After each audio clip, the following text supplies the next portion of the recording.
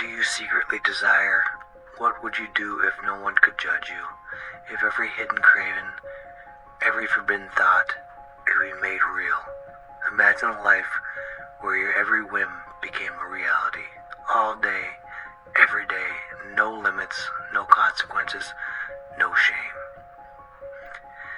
This is the promise whispered by the veil, a shadowed forest that offers everything you could dream of, but at a price you cannot escape.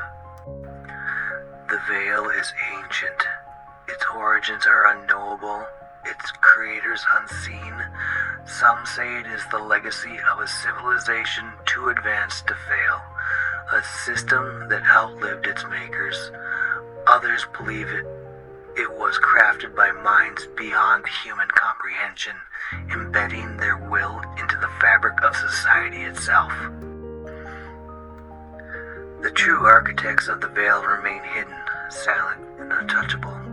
What the world sees are the executors. They are the facilitators and the enforcers, offering indulgence with one hand while holding punishment in the other. But among them are those who truly love the veil, those who embrace its control because it feeds their own depravity. For them, power is not a means to an end. Power is the end. The veil's greatest power lies in the rules it has woven into humanity. These rules promise to make us better, something above our nature, something more than instinct and desire. They tell us to deny ourselves, to rise above the animal within. But this promise is a trap. We are creatures of instinct, driven by needs as old as life itself. The veil exploits this truth, turning what is natural into something forbidden. Pleasure, survival, connection. What once helped us thrive is twisted into chains of shame. The more we deny these instincts, the more power the veil has over us. The veil begins with temptation. It offers escape from the very rules it enforces. Every desire, every fantasy, no matter how forbidden, can be fulfilled. The executors make it easy. They are the ones who open the doors to your deepest cravings, who whisper promises of freedom from judgment and satisfaction without consequences. But indulgence always comes with a cost. Every secret is recorded, every moment of weakness cataloged. What begins as freedom becomes a leash, a thread woven into the web that binds you. And those closest to you, the executors, smile as they grant your wishes, knowing they hold the keys to your cage. The veil waits patiently. It doesn't need to strike immediately. It waits until the moment of defiance or rebellion.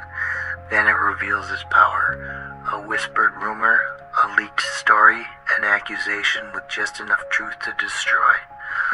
Lives unravel, influence vanishes. The world believes it has cast out a wrongdoer, someone unworthy of its sympathy. If the veil cannot control you, it will turn to those you love, your children, your spouse, your friends. It will isolate you, leverage your relationships, and turn the world itself against you. Resistance is not just punished, it is erased. The executors, once your benefactors, become your judges, stripping away everything they once gave.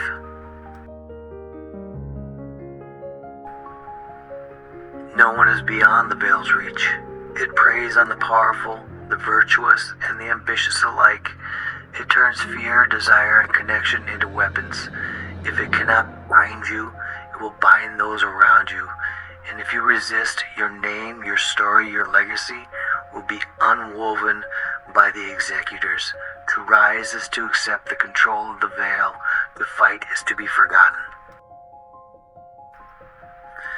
The executors are the embodiment of the veil's duality. They are the enablers, granting indulgence and offering protection. They make loyalty seem like privilege, shielding their chosen from judgment and ensuring their darkest secrets remain hidden. But among the executors are those who take pleasure in their work, not just in enforcing the veil's will, but in indulging their own appetites. They thrive on the control the veil grants them, feeding on the power to give and to take.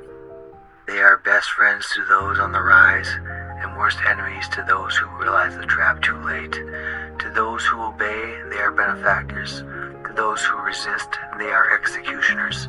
The line between the two is as thin as a whisper.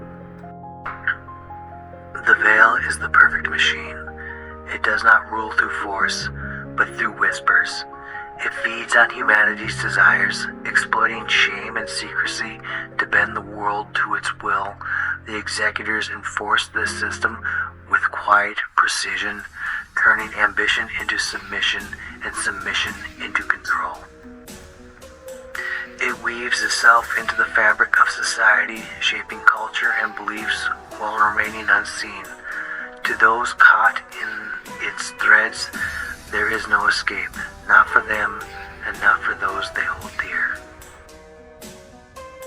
The veil is fiction, but ask yourself, could it work? What's stopping something like the veil from taking over? Be truthful, if only to yourself. And consider this. What would you do if you could do anything? What desires would you chase if they weren't bound by judgment or shame? What path would you take if your instincts, not society, guided your choices? The veil thrives on this dissonance, on the gap between who we are and who we're told to be. It turns our nature into leverage, our desires into chains. It's not just a system of control, it's a reflection of the unspoken truths we hide from ourselves.